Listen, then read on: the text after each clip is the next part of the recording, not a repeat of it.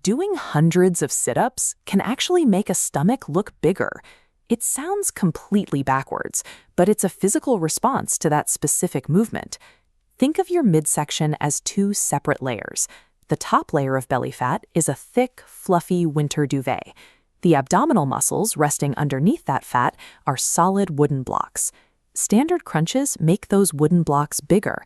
As they expand, they push that thick duvet outward, creating a bulge. To see the vertical gaps, the 11 lines, you must trade that thick duvet for a thin, tight bedsheet.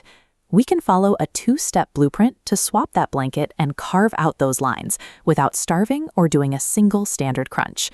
Achieving 11-line abs comes down to rearranging the stomach's physical architecture by treating the fat blanket and the muscle blocks as two distinct independent problems. Step 1 is shrinking the blanket. Since the body cannot spot reduce fat, no amount of abdominal exercise will ever burn the fat specifically covering the stomach. Burning that fat requires a calorie deficit. As this balance scale shows, you need to consume slightly fewer calories than your body expends to stay alive and move around. For most women, clear 11-line definition only becomes visible when overall body fat drops into this specific zone, between 16 and 20%. Reaching this point is about food quality rather than extreme restriction. Focusing on high protein keeps your muscle healthy, while high fiber keeps you feeling full. A gentle calorie deficit is a non-negotiable prerequisite. Without thinning the fat blanket first, the most developed ab muscles in the world will stay hidden. Step 2 is building the correct blocks underneath that blanket to create those long vertical lines down your sides.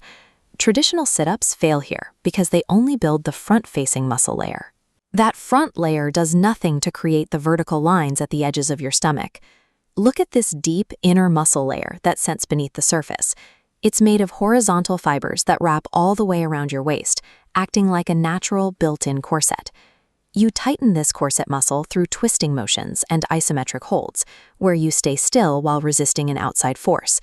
This means moving towards stabilization holds like planks and dead bugs, as well as rotational moves. In this twisting side plank, notice how the rotation forces that entire deep core to engage. Tightening these deep corset muscles physically pulls your waist inward. This creates the tension that makes those vertical 11 lines stand out against your front abs.